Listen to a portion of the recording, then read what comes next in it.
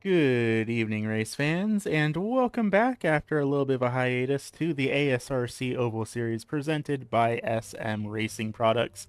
Today, here to kick off the 2025 Racing Series with Season 17 of the ASRC Oval Series, running off the coattails of the longest and most drawn-out championship the series has ever seen, with the 36-week-long Gen 4 Championship.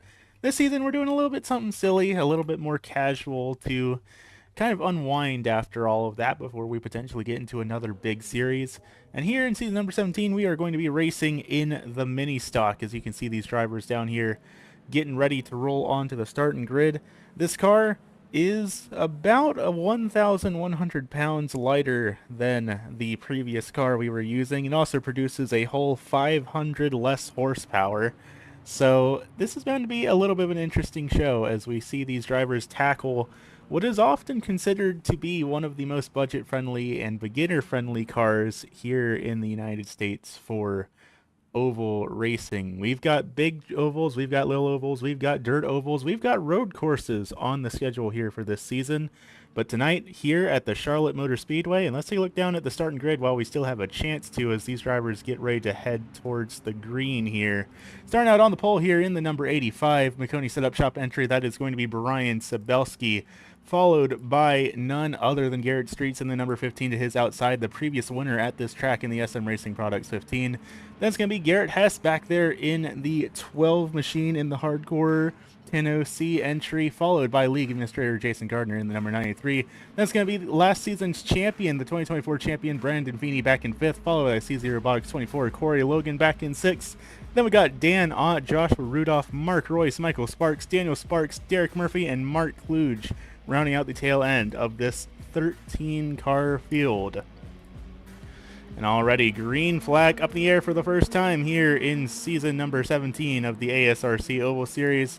And slowly but surely we get up to the pace, and already there's a bit of trouble back there, as that looks like the CZ Robotics 24 of Corey Logan having a little bit of trouble coming to the green there, getting bumped up in the outside wall. Now back at the tail end of the field here, but we are still green flag racing as these 200 horsepower little racing machines work their way up to speed. 5-speed gearbox in these machines, and you might think we're a little bit crazy taking them to the big tracks, but that is exactly what they did back in the day for the NASCAR Goodies Dash series. They brought basically these exact cars running more or less all of the tracks that you see NASCAR running here today, even all the way up to Daytona. So sure enough, they're making it work here at Charlotte, and now that everyone is fully up to speed, we have some actual racing going on here. These drivers are all duking it out for the race lead. Nearly 3 wide here for the race lead, and sure enough, Streets having to fall back there just a little bit in that number 15 machine as Sabelski comes up in front of him there just a little bit. Garrett Hess, your new race leader in that number 12 machine. And I'll tell you what, this is just so drastically different from what we've seen in the past at all here in the ASRC Oval Series.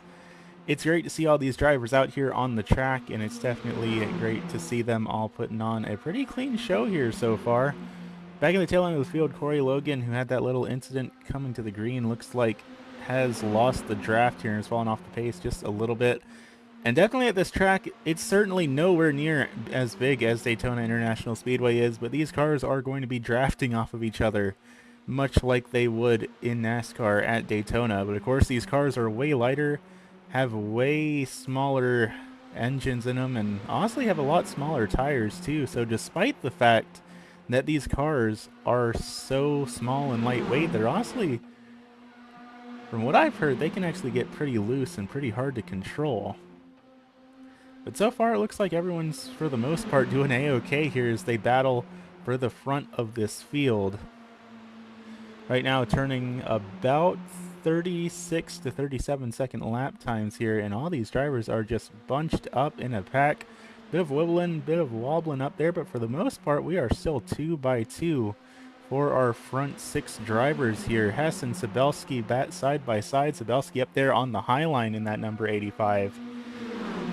And looking around the field here, a lot of new paint schemes for these drivers, a lot of unfamiliar sponsors here. Multiple of these drivers said that they got these cars out of the junkyard anywhere from 2 weeks to 2 hours prior to tonight's event. So we'll see how things work out for these drivers, but so far so good here. Getting ready to cross the line to have completed the first 5 laps in our event here. Of course, 67 laps is the distance. That is 100 miles, just like it was back for the Gen 4 series. Not the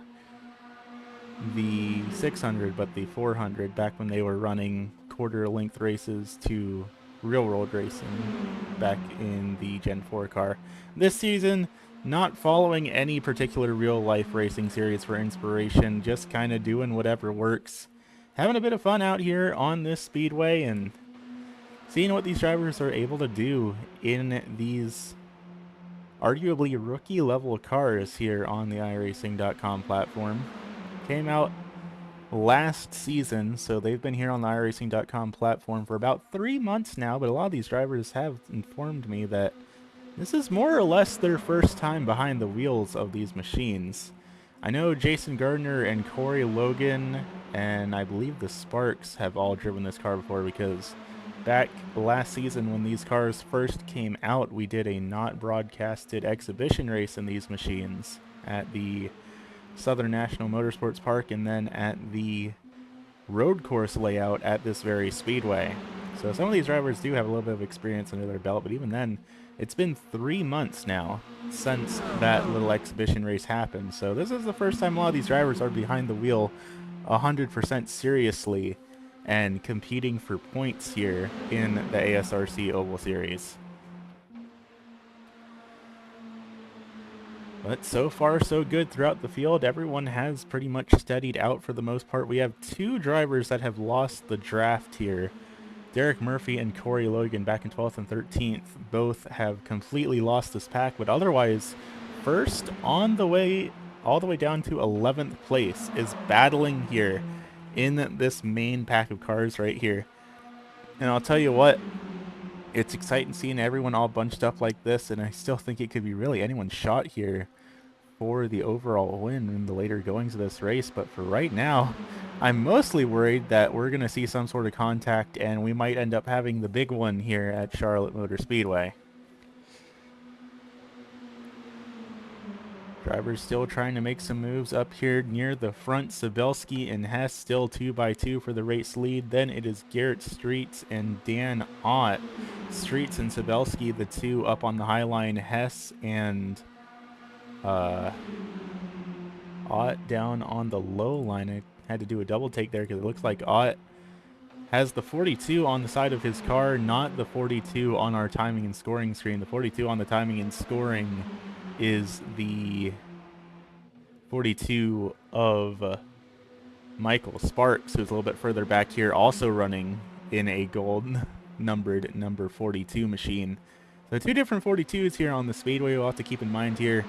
Michael Sparks is running in the unsponsored number 42 here. Still everyone all running 2x2. There's a little bit of wiggling going on through the corners, which is a little bit scary to see.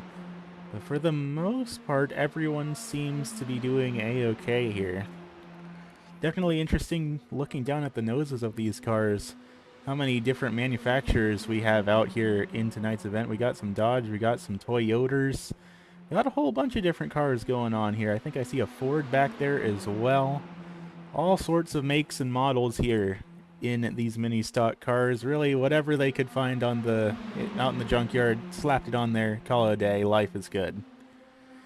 We now have a little bit of a sketchy situation come up here though, because here is some lap traffic. That's the 24 of Corey Logan here, who has the race leaders coming up right behind them. Logan keeps it up to the high line the best they can. Will this pack of cars be able to navigate around them successfully? Looks like they're going to be catching them right in the middle of 1 and 2 here, if not down, coming on corner exit onto the back straightaway.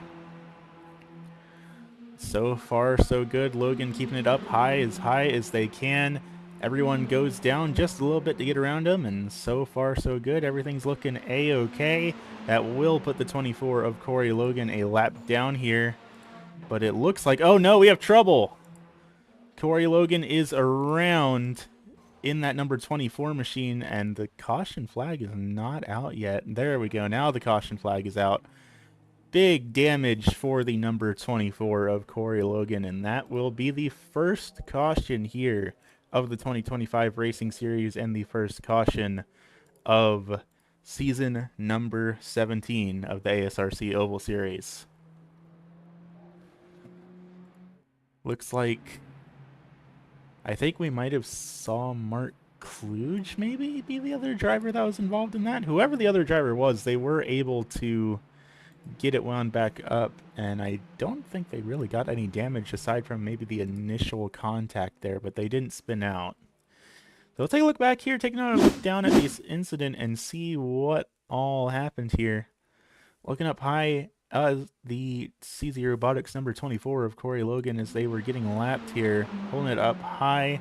Looks like the car got a little loose, got stuck up on the outside wall, and then came just a little bit swerving down, and looks like it hit Joshua Rudolph there in the 188, and Rudolph does seem to be really unscathed there in that mini stock. Rudolph just kept on going. Definitely unfortunate to see here. We'll get another view of that. Looking up at that CZ Robotics 24, just a strafe against the wall, tries to pull it off, and the car just kind of snaps down on him. Fortunately, that was not a worse incident than it was, because that had the potential to be kind of disastrous for a lot of these drivers. We're going to get one more ride on here. Going to ride on board here with Corey Logan and see that impact in real time. Just a nasty hit for that 24 machine, and just like that, going to be our first caution of the 2025 Racing Series. Looking around the field, it looks like everyone and their grandmother has made the call down to pit lane, and by that I mean everyone except Brandon Feeney. Feeney decided to stay out. Because of course, I mean, who would be making the alternate pit strategy plays out here if it weren't for none other than Mr. Brandon Feeney? Looking around the field, though, looking at these pit stop times, they're kind of all over the place. We have some 40-second times, then some all the way up to 45, 46. Of course, that is the full-length pit lane time. The actual times in the pit box honestly varies just as much. We have Dan Ott up in second, who only had a 10-second pit stop.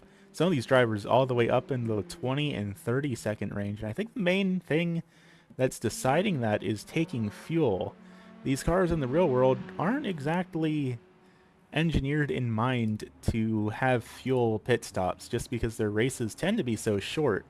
So I'd imagine the big places where we're seeing these 20, 30, sometimes even nearly 40-second pit stops for these undamaged cars presumably is for taking fuel.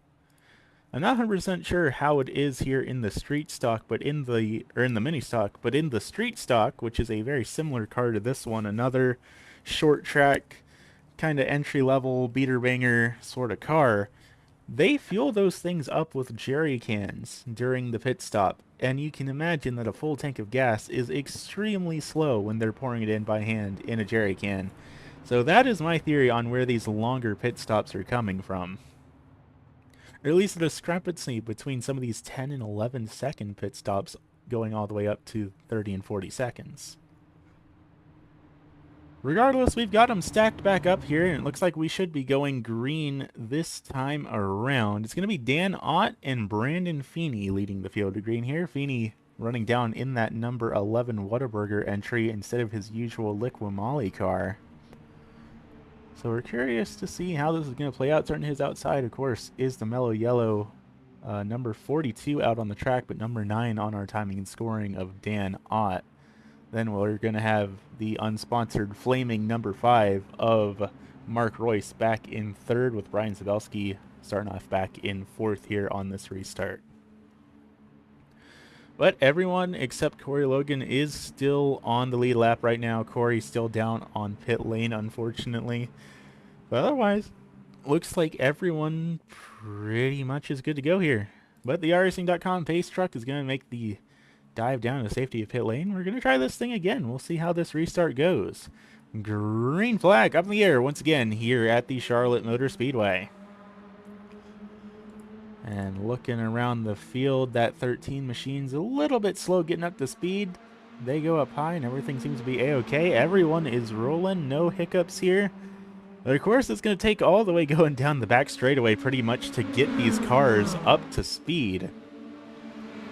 And already drivers making some big moves down the back straightaway, going all the way down to the blue line down there. But everyone gets it sorted out. Everyone's doing all right. Some more wiggles coming through the corner here. I'm curious if any of these drivers did elect to try and take tires under that initial caution, because again, we're only 18 laps into a 67 lap long race. In terms of speed, everyone still seems to be, for the most part, on pace with each other here. Everyone still seems to be roughly in this leading initial pack here. We have one car going way down to the bottom. That is the number 4 of Daniel Sparks. Maybe thought about trying to start a third lane there, but doesn't really have anyone to help him. Behind him, just Garrett Hess and Mark Kluge. Garrett Street's Joshua Rudolph a little bit further back there as well as Derek Murphy in that 72 machine. He has gotten back up to this pack with the courtesy of that yellow. And once again, we may be about to find ourselves in a very similar situation as that 24 of Corey Logan's come back up onto the raceway after that pit stop. A little bit of a scrape against the outside wall there again. Everyone's going way down to the bottom. Everything seems to be all right. And it looks like we have gone around that 24 for the most part without any sort of difficulty here. That will put Corey Logan now down 3 laps due to having to get that damage fixed down on pit lane. But as they roar, well, I guess roar isn't really the right term for it. It's more like hum their way around the speedway here in these little 200 horsepower cars. Really just like a swarm of bees out here on the speedway. But oh, big wiggles down there, and we have trouble. That's the 5 of Mark Royce around. He hangs on to it, goes down the apron, gets back up. Everyone's stacking it up behind. Everyone swerves and dodges to avoid, but everyone is still going. We do not have any cars around. They managed to save it. Quite the save by the 5 of Mark Royce. That has pretty heavily broken up this pack. But the fact that everyone managed to hang on to that without any sort of caution or incidents going around. Never mind, we have a driver around.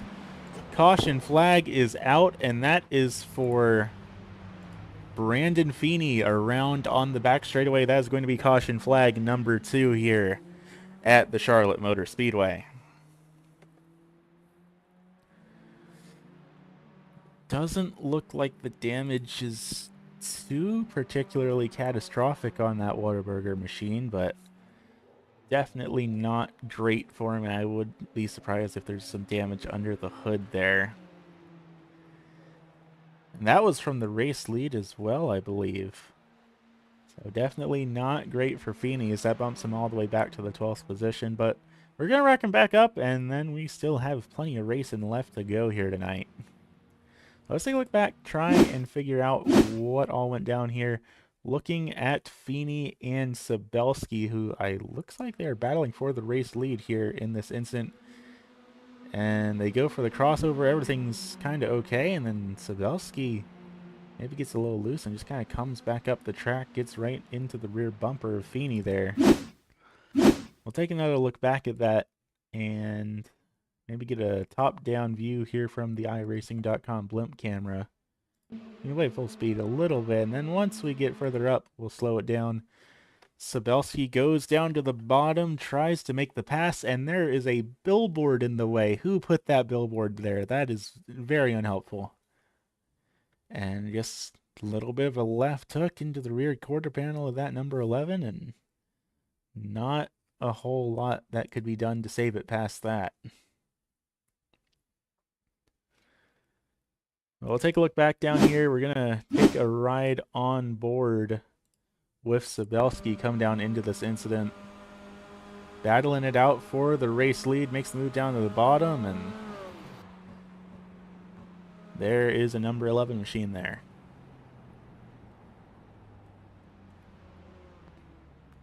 So that is going to be our second caution flag out here on the speedway. You can see Feeney down there and working his way back out onto the track down from pit lane. Looks like about half the field elected to come down here. Garrett Hess came down, Daniel Sparks came down, Brandon Feeney came down, Sabelski, Streets, and Michael Sparks are all still getting serviced under their cars here. And it looks like Sabelski's now been on pit lane for a full minute now. Same with Michael Sparks. And again, this just kind of wraps back around to why are these drivers having full minute, over minute now, pit stops. A minute and 15. Not just on pit lane, but a minute and 15 in his box for Michael Sparks. I definitely think fuel is going to be an issue for these drivers then. That's the only thing I can think of on why it is taking just this long to get these cars serviced down here on pit lane. Once again, though, we've got them stacked back up 2 by 2. Going to be getting ready to take the green flag here once again, crossing the line onto lap number 25 out of 67. Still a whole lot of racing action left to go here, race fans, and still everyone... No, it does look like Michael Sparks went a lap down, so 2 drivers not on the lead lap anymore. No, actually, Michael is catching back up to the tail end of the pack here, so Michael Sparks is still on the lead lap. It's just Corey Logan that is a lap down right now, and it does look like Corey got the lucky dog and has 1 lap back to their name. Well, it's going to be Dan Ott, Jason Gardner leading the field to green. Then we got Mark Royce and Joshua Rudolph back in 3rd and 4th. Kluge and Murphy for 5th and 6th, back for row number 3. Then it is going to be Hess and Sparks for row 4, Feeney and Streets for row 5. Then Michael Sparks and Brian Sabelski rounding out the tail end of the drivers on the lead lap. The pace truck's off. Once again, we're going to try getting this thing rolling here and see what these drivers are able to do, as it looks like the sun is beginning to set over the Charlotte Motor Speedway. The green flag is back up in the air once again. And I'll tell you what, the inside lane got a much better start than the outside lane did. Dan Ott is absolutely pulling away here. Same with Mark Royce just behind Gardner, basically all by himself up there along with Joshua Rudolph. But it looks like everyone was able to successfully get rolling here. And now, once again, rising back up through the gears down the back straightaway. And we've got some big moves going on up here on the high line. That looked like Rudolph up there having a little bit of a wobble going down the back straightaway. But seems we got sorted out now. Just taking a peek down to the middle, seeing if it's viable to maybe try and send it 3 wide. But right now, I think most of these drivers are a little bit hesitant to try and make the move down the middle. Once we get into the later stage of this race and we start coming towards the checkered flag, I might imagine these drivers would get a little bit more daring about that. But for right now, especially in these lower horsepower cars, a lot of these drivers are just trying to make sure they stay in the pack and are able to make it to the end of this race so they can start making those big moves. However, we do have 3 wide down there in the middle. That is the 13 of Kluge, the 11 of Feeney there in the middle, and then the 188 of Joshua Rudolph up there on the high line. Rudolph backs out of it. He says, nuh-uh, I do not want any of that. Up at the front, though, how about Jason Gardner in that number 93 machine trying to pick a lane here?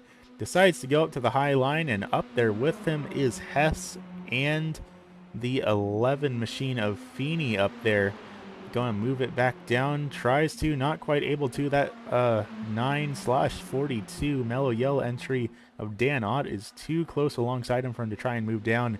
He's just got to stick it up to the high line here, but league admin Jason Gardner in that Attrition Sim Race Campus number 93 is leading the race, or at least battling for the race lead, as Dan Ott pulls up ahead down below him. Jason did say this was not the paint scheme he intended to run here this evening. He actually, back at his shop, has his own personal car that he is working on putting together, but just didn't have it quite ready to go in time for tonight's race. So he decided, you know what? I'm the league administrator. I'm just going to hop in the show car, the advertising car for the league, and I'm just going to take a couple laps in that. But who knew that our advertising car actually had enough horsepower underneath it to be competitive out here on the raceway? And I'm curious to see next week, once he gets his own car out here on the speedway, if he'll be as competitive in it as he is with the league's showboat car. A little bit of wobble out of the number 93. Is he going to try and go down to the bottom of the speedway? Does not look like it. He thought about it a little bit, but not quite. I think he's just trying to run a little bit of a lower line just because he's more comfortable down there. And Hess is all over the rear bumper, and Hess goes for a move. He's going to dump down to the bottom of the speedway. He's going to pull side by side, and Garrett Hess, just like that, your new race leader in that hardcore entry. But now we have some new drivers up on the high line as we have the 15 of Garrett Streets trying his luck up there in the SM Racing Products number 15 machine. Of course, Streets, one half of the team who put together SM Racing Products initially, Streets being the S part of the S&M. Always great to see him out here on the track, and always a big thank you to him for all the support he gives to the league. But if you're in the market for button boxes and other sim racing equipment, definitely be sure to check out smracingproducts.com. They put together a lot of cool stuff on there. Jason Gardner still vying for the lead here with Hess and Ott down on the bottom. Feeney up on the high line. Lots of bump drafting here, which is a little scary to see. And a big wiggle out of the number 93. Hang on to it, Jason. We're going 3 wide as he has to slow down a little bit to save it. 3 wide for Feeney, Gardner, and Ott. Now 3 wide for Gardner, Streets, and that 5 of Mark Royce as Gardner.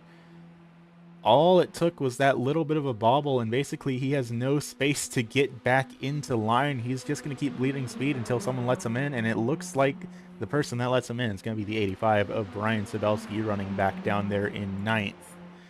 It is all sorts of hectic here in these little mini stock cars, and I'll tell you what, it's still really anyone's game here. Again, we're at the point where basically the entire field is in this pack battling for the lead. The only 2 drivers not a part of it, Michael Sparks, who has lost a little bit of speed in that number 42, and Corey Logan, who is running a little bit down on power here, running 2 laps down right now. But still up the front, your top 10, your top 11 are all throwing hands for the race lead, and we are now officially halfway through tonight's event. I'd imagine here soon the gloves are going to start to come off, and these drivers are going to start really making some big plays here to try and get up to the front of this pack. And of course, big thing to keep in mind here too, where exactly do you want to be when you're 5 laps to go, when you're 3 laps to go, when you're even 2 laps to go? Because you can see just how tightly packed all these cars are, how easy it is to get the slipstream and make a move, as we are 3 wide for the race lead. And somehow they hang on to it. We're still 3 wide here for second as Hess gets pushed out of line, and with no help, Hess basically has no choice but to fall back to the tail end of the pack here. But it's like, that's exactly like what I was saying. It is so easy to shuffle the positions around here. As we have 1 car up on the outside wall, that's Garrett Streets up there. He's now going to lose a good number of positions as the outside line effectively has to check up for him. But when it is so easy to trade places in this big chaotic pack, do you want to be the leader with 5 to go? Do you want to be the leader with 3 to go? Is that something you're comfortable with holding on to? I don't know if I would. I feel like we're probably going to, if this pack stays the way that it is, we're probably going to see the big move to take home the checkered flag on the final lap, maybe all the way down to the final corner. But for now, there's a whole lot of energy here in this field. A lot of these drivers starting to get maybe a little bit antsy. Everyone is just waiting in anticipation to get close enough to the end of this race to go for those crazy big moves. And once again, these drivers finding the way to catch up to that 24 of Corey Logan. Corey going to keep it up to the high line, and a wiggle out of the 85 of Sabelski. Nearly contact there, but he hangs on to it. And the pack manages to go around without incident once again. That will bump Corey Logan back down to 3 laps down here in that CZ Robotics 24. But they are still chugging out here on the speedway, and they will be earning points here for tonight's event. And of course, you got to think back to the championship last season, the 2024 Gen 4 championship. Corey Logan came 5th overall in that championship and worked their way all the way up inside of the top 3 at a couple points through the Gen 4 championship. So maybe having a rough opening race here in that CZ Robotics number 24, but still a whole lot of racing left to go, and I think we're going to be seeing a lot out of this driver here in the next couple of races. Still all duking it out up here at the front of the pack. Are we going to try going 3 wide for the race lead once again? Thought about it there, but backed out of it at the last minute. Dan Ott saw an opportunity, and sometimes you have to take a calculated risk, but sometimes you just have to sit back and think, maybe next time. And again, he keeps getting right in striking distance, and with how high Feeney tends to enter the corner in that number 11 machine, it wouldn't surprise me if here soon we see Dan Ott try and start a 3rd lane here and get 3 wide going all throughout the pack here. And once again, we see Feeney going up the track a little bit as he goes into the corner, kind of pushing up towards the number 12, trying to get a little bit of a wider entry there. And for the most part, it seems to be working out for him. He's keeping it neck and neck with that 12 machine pretty well here. And just like that, looks like he is able to start pulling ahead, but will he be able to pull ahead enough to clear him? Looks like no, not quite. And this time we are going to go 3 wide for the race lead. Feeney went too high up, and we're saying, you know what? Let's leave him out to dry, and that's exactly what they did. Feeney filters back in behind the number 12 of Garrett Hess, though. Jason Gardner saw the move, backed off just a little bit to let him back into line. And now we're back to 2 by 2 all throughout this lead pack here. We are starting to have some cars fall back here just a little bit back there. Derek Murphy, Joshua Rudolph, both seeing all the craziness in this hornet's nest that's going on here. Maybe thinking it's a little bit wiser to back off just in case something bad does happen here, just to give him a little bit of a better chance to avoid any sort of incidents here. And honestly, that's not a bad idea, because with the moves these drivers are making, we might see some sketchy stuff going on here, especially since we are officially 25 laps left to go here at the Charlotte Motor Speedway. Garrett Hess leading the field, up +2 from where he qualified. Feeney back in second, up +3. Dan Ott up +4 from where he started off here in tonight's race. Meanwhile, Gardner in that number 93 running exactly where he qualified here in tonight's event. Then we have Mark Kluge back in 5th right now, who is the biggest mover in the field, up +8 from where he started out here in tonight's event, running back in that 13 machine.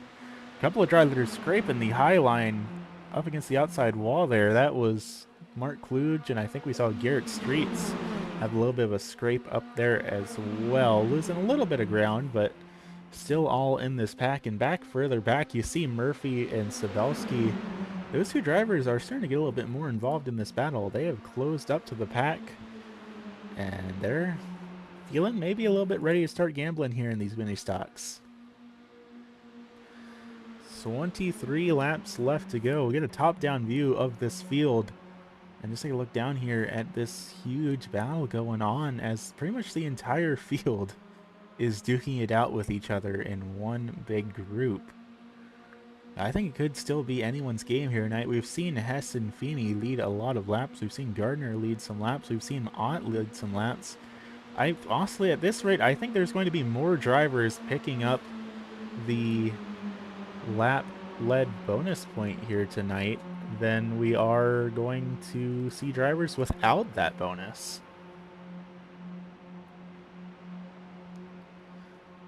But for now, it's all between Feeney and Hess, and I think those two drivers are going to be the two duking it out for the most laps led bonus. I feel like the two of them are the main people we've mostly seen up at the front of this field. Of course, we did have Sabelski up here for a little while as well, so Sabelski might be a viable competitor in that if he manages to get back up into the front here in these next couple of laps. Like I said, it's still anyone's game here, and Feeney nearly cleared that 12 machine of Hess. Thought about going up to the high line, but not quite able to. And going down into the corner still. It's really just anyone's game here. All these drivers seem very equally matched in these little 200 horsepower mini stocks. And sure, maybe most of them are fished out of junkyards and scrap piles and maybe some swimming pools even, considering some recent events, but you never know. It seems like these machines are all racing worthy, and somehow or another, all of these drivers have managed to tune them up well enough to race at this 1.5 mile speedway. Once again, we saw down at their bottom screen there for just a second that 24 of Corey Logan, so it looks like gonna have to worry about overtaking a lapped car here again in just a moment. We'll see how that manages to work out for the field. We're 2 for 3 on it going successfully without any sort of issue, but we are fanning out up to the high line here a little bit. Those high line drivers going all the way up to the wall here, and Corey looks like they're going to pull it down to pit lane here, so that will negate any worries about lap traffic here, as the pack just keeps on roaring around this 1.5 mile speedway, now within 20 laps left to go. And still, we have 11 drivers out of 13 battling for the lead of this race right now.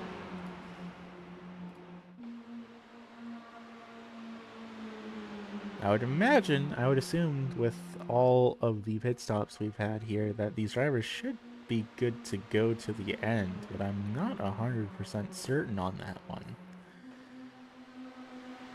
But I would imagine green flag pit stops in these cars would probably be a sight to see. We'll see how that ends up playing out, especially with just how long these cars' pit stops are. And once again, we are 3 wide for the race lead here. Garrett Hess, Dan Ott, and Brandon Feeney once again getting stuck in the middle and more or less being left out to dry, but they're 3 wide again back here in the back with Streets, Rudolph, and Kluge sending it 3 wide there for a little bit. And there's a little bit of contact there. Streets getting into Jason Gardner. There's more contact. We have a driver off the speedway. That's the 13 machine up on the outside wall. Sabelski, Murphy, all having to go down to the bottom of the track to avoid, but everyone is still A-okay here. A couple of drivers have lost the draft though, so they're going to have to really try their hardest to get that draft back up and catch up to this main pack. But still no caution flags, still 11 cars running, really 12 cars still on the lead lap and vying for this race win. What's going to come down here to really is, can these main lead drivers keep it patient with each other without having any sort of mistakes? We have another caution flag and bunch the field back up. It might be a very scary finish to this race depending on how it goes. The inside line has more cars to work with, but the outside line has some more speed, and sure enough, Feeney's going to come down the bottom of the track. He wants to just go ahead and work with the bigger line here. But he's going to come back up down the front straightaway, maybe trying to block a little bit to keep that 12 machine behind him until the rest of the low line can catch up to him. And they're working on it slowly but surely, but we got some bump drafting going out through the corner, maybe a little bit of tandem drafting even, between the 12 and the 15 machine, and it certainly seems to be working out for him. But now the rest of the inside line has caught back up to Feeney, and they're able to give him a little bit of a push. But they're definitely not pushing the 11 in the same way that that 15 machine is pushing the 12 here. I gotta say, Netcode right now is being very generous with these drivers. Of course, there's always the big what if. I might say that and we might see something terrible happen. But right now, things are looking pretty dang good here between these drivers. Let's take a moment. Let's ride on board. Let's go back and ride back with the number 93 of Jason Gardner here. Get an onboard view of what this battle looks like here in these cars.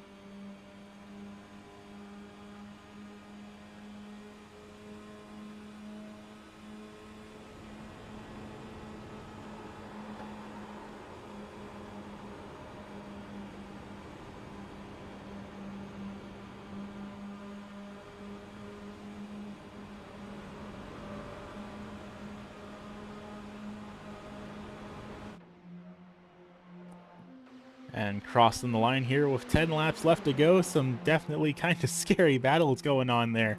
Whole lot of 3 wide there between Hess, Daniel Ott, and Daniel Sparks. But everyone's got it pointed in the right direction. We've sort of settled it down here into 2x2. But definitely some crazy battles there, and definitely crazy to see that 12 machine of Garrett Hess that got bumped all the way back to the 6th position during that onboard shot, now finding their way all the way back up to 4th, and potentially pushing these 2 cars in front of him towards the race lead. Right now, the battle for the lead being between Feeney and Streets up there on the high line. And Feeney looking pretty good to go here, getting Dan Ott just behind him, giving him a push. But within 10 laps left to go, this is really go time for these drivers. Who is going to take the gamble and try and force their way up to the front? Who is going to be patient and try and strike in the final lap or two? Definitely a lot more wobbling around here. I think these drivers are starting to cook these little tires here just a little bit. I'll tell you what, it's definitely too late for green flag pit stops now. These drivers basically, they have to commit at this point. There is no recovering from a green flag pit stop here at this point. And still here with 8 laps left to go, we have 7 drivers still in this battle. Now we have 1 driver way down to the bottom. That is Daniel Ott. We have cars around. That is Daniel Sparks. Daniel Sparks and Mark Royce down into the inside retaining wall. Caution number 3 out on the speedway. We are going to bunch this field back up, and I believe it is going to be a 3-lap shootout when we come to the green. But a big spin there and a hard impact in the inside wall for both of those drivers. And immediately it looked like something was wrong when we saw Dan Ott move down to the bottom of the speedway. So we're going to take a look back down there. We're going to look at Dan Ott first to try and get a better idea of what all went on there, and then we'll go from there. Looks like it starts with a big wiggle from Daniel Sparks. Dan Ott moves down, manages to avoid it pretty tactfully, but unfortunately a couple of cars further behind, not quite so lucky here. You see it with Daniel Sparks.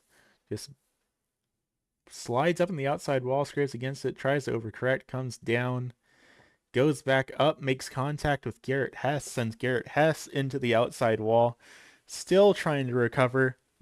Jason Gardner actually manages to avoid that as Daniel Sparks comes down and collects Mark Kluge in that number, or no, that's Mark Royce in the number 5 machine that gets collected there.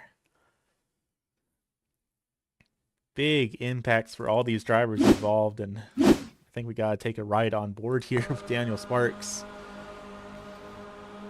It's just big wiggles, trying to save it, and just not quite able to. Take a moment, we're going to get another onboard view there with Mark Royce in that instant as well, see what he saw before unfortunately getting sent down to the shadow realm of the inside wall.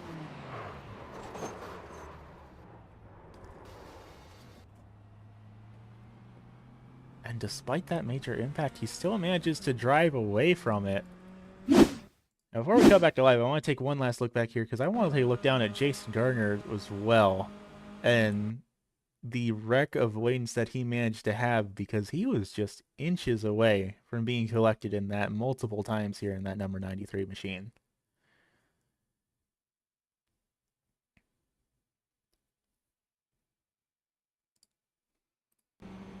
Just like that, that is going to be caution number 3 here on the speedway.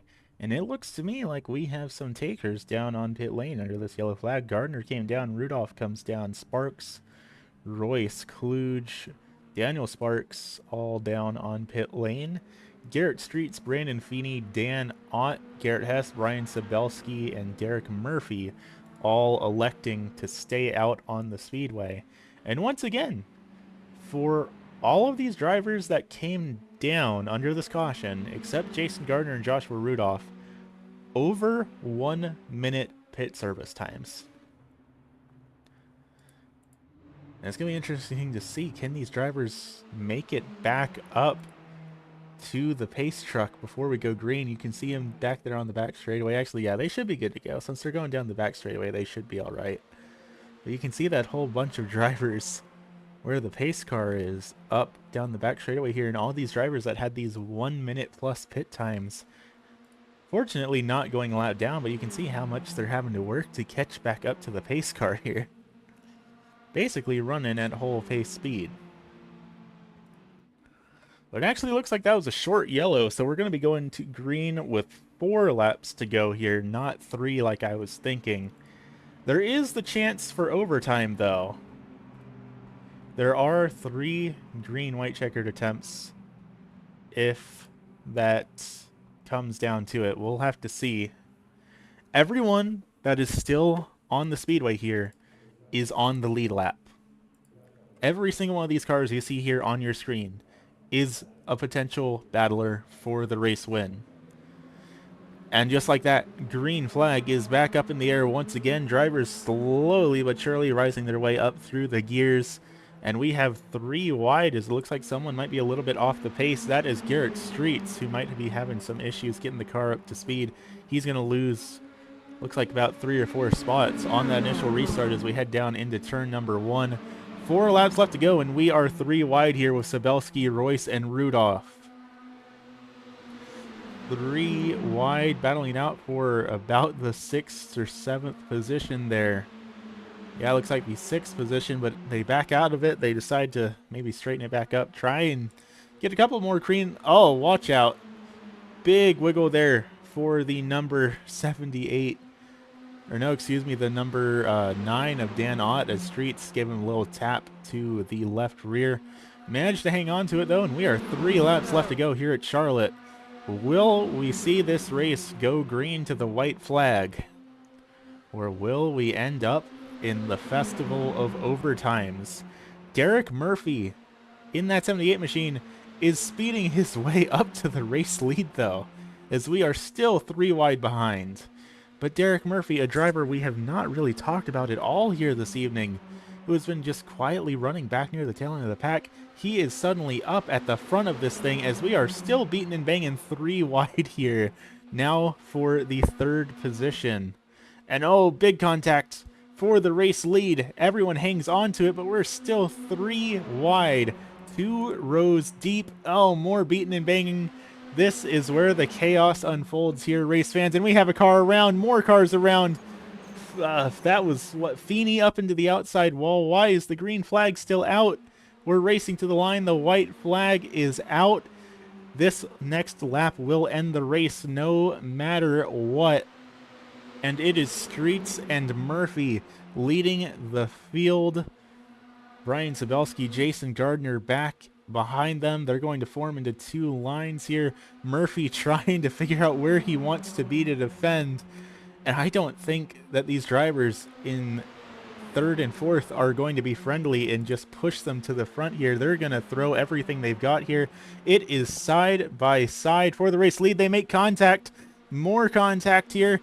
They're driving across the grass.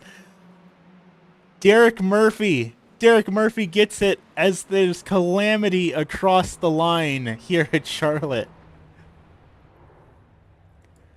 Derek Murphy up plus 10 from where he qualified. Works his way all the way up to the front of the field. Wins it coming across the grass here. And I'll tell you what, race fans, I think we have a lot we need to unpack here. There was a lot that just happened in those last 30 seconds. So first of all, we're going to take a jump back here to that initial incident here.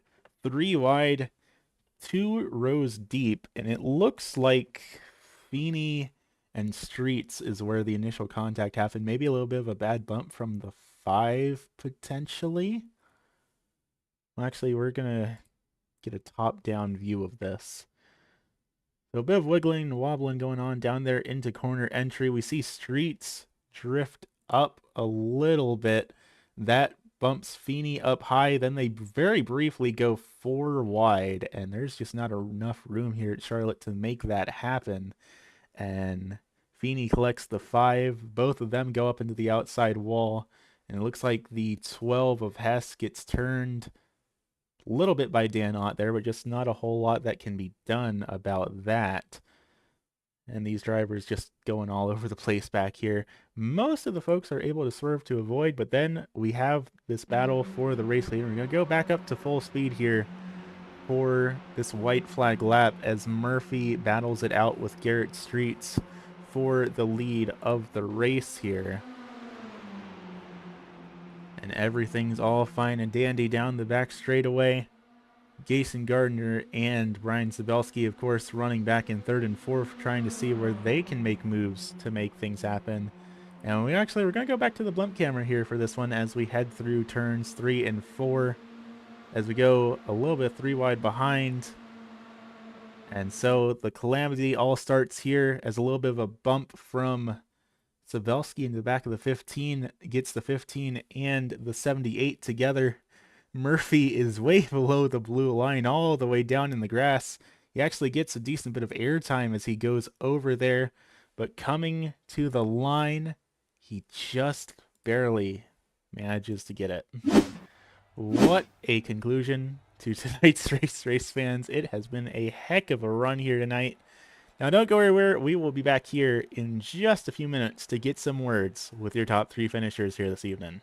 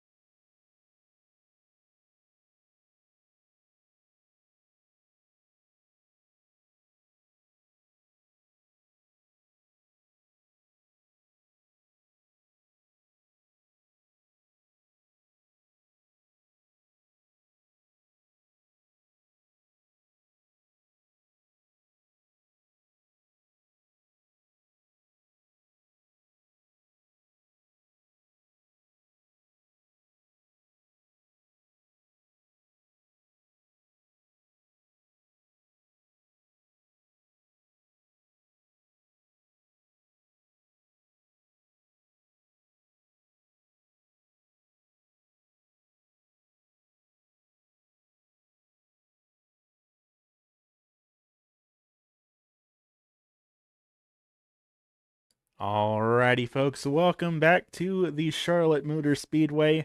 Round one of the 2025 racing series now officially in the book here in these mini stock machines. And I'll tell you what, that was a crazy finish we had here tonight. There were cars airborne coming across the finish line, and it's going to be none other than Mr. Derek Murphy up here who took home the race win. Derek, how are you feeling here tonight? Feeling pretty good at the end of the night. I Earlier in the race, I was very frustrated. I had a few missed shifts and just a few issues that caused me to lose the draft. But that last caution gave me a chance to get going, and I don't know. I guess I got a good start and kept it with the group and was able to make the right moves at the right time. Glad that I wasn't. I thought I was about to get turned at the end there. I was trying to keep it as straight as possible without taking out the whole field. I was worried that I was gonna get DQ'd, but seems like everyone seems okay with it, so I'll take that.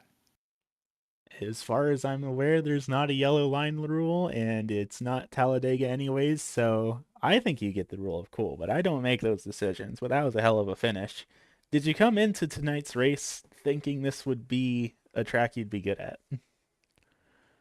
I don't know if I was be good at it. I was looking forward to doing kind of more short track stuff anyway with the mini stock this season. So to pick it up on Charlotte, I guess it's kind of like almost like a scaled down Daytona.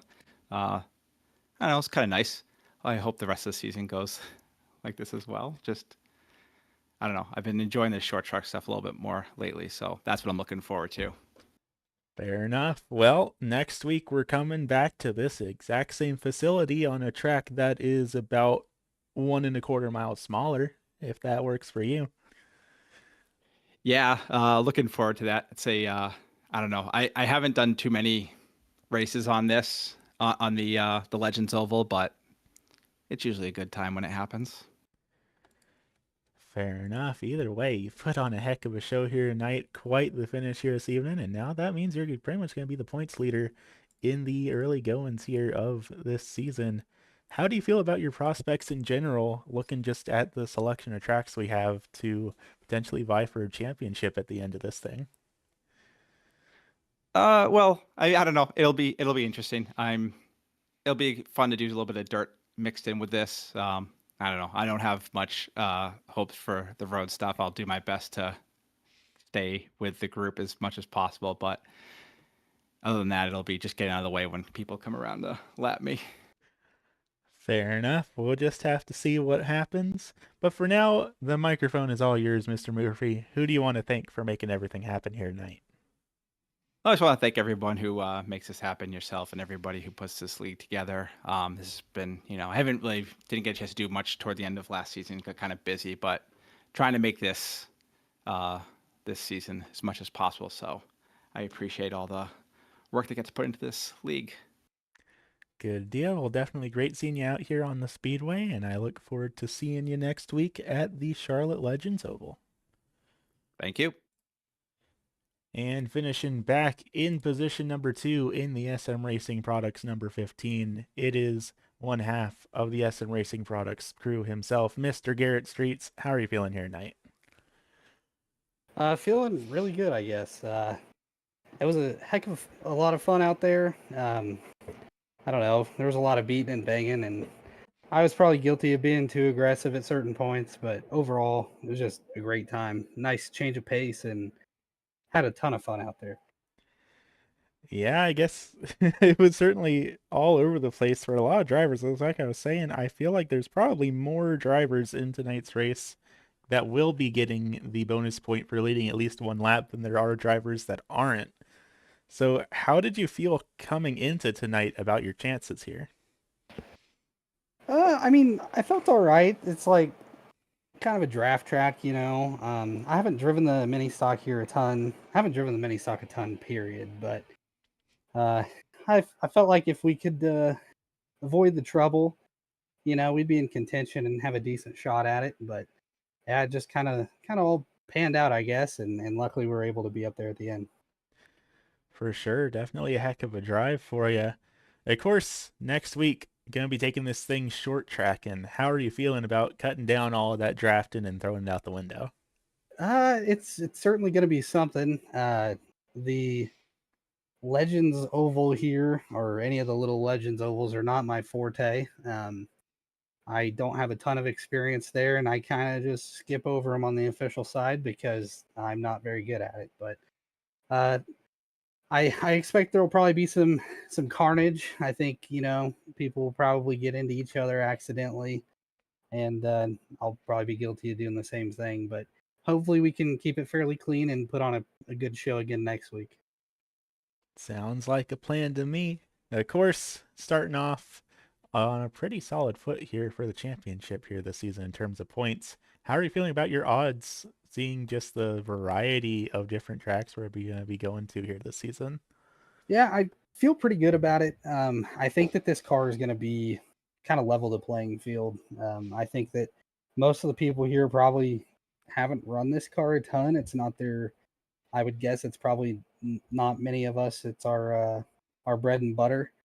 So I think that it's a good opportunity to get all of us together and throw us into something and see how it stacks up. But as far as the schedule goes, I'm really excited to get onto the dirt tracks and see how that goes. I enjoy doing dirt racing, and I think that we have a decent shot at being pretty competitive across a lot of the different disciplines that we're running. Good deal. I'm definitely excited to see how things work out for all y'all. But of course, before I let you go here for tonight, the microphone is all yours, Mr. Streets. Who you want to thank for making everything happen here tonight? I want to thank Jason. I want to thank yourself, you guys, for all the work you do at the league and putting on the broadcast. I want to thank all the competitors for coming out here, just having a great time and being great competition and just having a lot of fun with it. That's why we're here. If it wasn't fun, we wouldn't be doing it.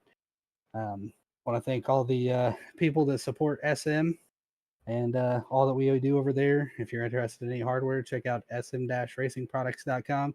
And then lastly, I want to congratulate Derek on his win. That was a heck of a battle, and I have not been able to go look at how close the finish was yet, but I'm excited to see how close that was. So, yeah, great race, and just want to thank everyone for all they do around here. Good deal. Well, thank you for coming out here tonight. Congratulations on the podium finish, and I look forward to seeing you next week at a substantially smaller Charlotte Motor Speedway. All right, Aiden, we'll see you then. Have a good one. And finishing back here in position number 3, one of our Moose Landers drivers in that number 42 machine. Michael, how are you feeling here tonight? Actually surprised. I wasn't expecting to be up there after I was in the one of the first events, and it just it killed my car. I had a minute and a half of optional damage, and I couldn't keep up pace. But that last caution gave me the life I needed to get another minute of damage done, and it was surprised to be up there. There was a lot of banging around that I was able to take advantage of and skirt around. So I'm pretty happy.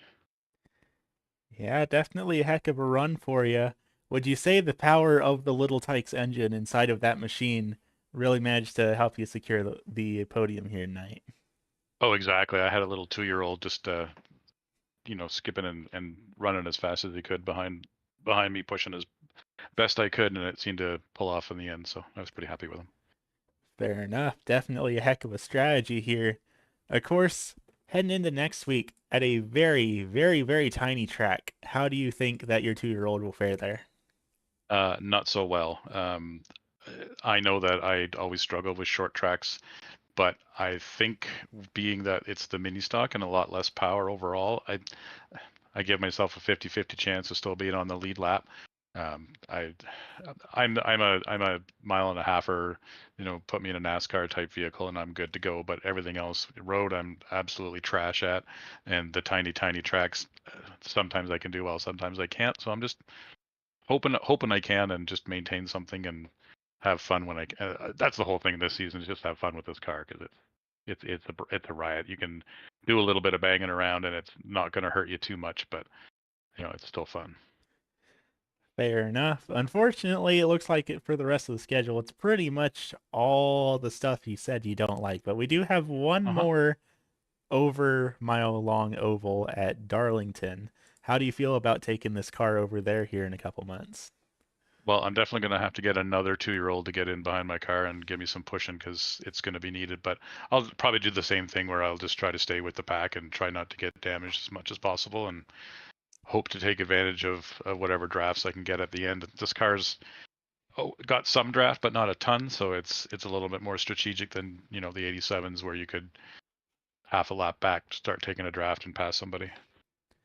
Fair enough. Certainly sounds like we have a heck of a season left to go here for season 17 of the Oval Series. But of course, for now, I'll let you go and celebrate getting a podium finish to your name. But before you go, who do you want to thank for making everything happen here tonight? Well, definitely want to thank you for the broadcast. As I've said every week, I really enjoy rewatching them when I get to work on Monday, put them in the background and check out some of the highlights. The guys organizing and putting together the schedule, I think it's a nice dynamic schedule this year, or this season, so it's going to be pretty fun. SM Racing Products for sponsoring the league. That's awesome. And I thank Dan for helping push me to make sure I get where I need to go. And I guess in this case, he kind of caused the caution or was involved in the caution, so I could thank him for that in the end too. Good deal. Well, thank you for coming out here tonight. Congratulations on the podium finish, and I look forward to seeing you next week at the Mini Oval. Thanks. Have a good night. You heard it here first, race fans. Your top 3 finishers here this evening. Derek Murphy up +10 from where he qualified when he took home that checkered flag, followed by Garrett Streets and Michael Sparks rounding out your podium here this evening. Well, of course, those weren't the only drivers here in tonight's event, so how about we take a look down and see how things shook out for the rest of the field here tonight. Following your top 3 drivers here, we have the 85 machine of Brian Sabelski. That's the Makoni Setup Shop driver back in position number 4. Then back in 5th, we have lead administrator Mr. Jason Gardner in the number 93, rolling it off P number 5. Back in 6th, we have the 188 K9P Racing entry of Joshua Rudolph, followed by his teammate of Mark Kluge in the number 13 back there in 7th. Back in 8th, we have the 12 machine of Garrett Hess, followed by Mark Royce in the number 5. Back in 9th, with the number 11 of Brandon Feeney rounding out the top 10 here this evening. Then it's going to be the number 9 of Dan Ott back in 11th, followed by Daniel Sparks in the number 4 back in 12th, with Corey Logan in the CZ Robotics entry rounding out the tail end of the field here tonight. That said, that's just about all we've got here from the Charlotte Motor Speedway. What a heck of a race it has been here to kick things off for the 2025 racing season. And all things considered, I am very excited to see what these drivers are able to do in these mini stocks in just this absolutely crazy schedule we have going on here. Of course, next week heading on over to the Charlotte Legends Oval. Then we got some dirt tracks coming up. We got some short road courses coming up. It's going to be all over the place in these cars here for season number 17, and we're going to be here broadcasting all of it. So for now, thank you all for tuning in here tonight, and we look forward to seeing you same day, same time, Monday nights at 10 p.m. Eastern. Not next week, actually. We are going to be off for Christmas next week, but we will resume at the Charlotte Legends Oval on December the 30th for round number 2 of the season. That said, thank you all for tuning in, race fans, and I look forward to seeing y'all next time.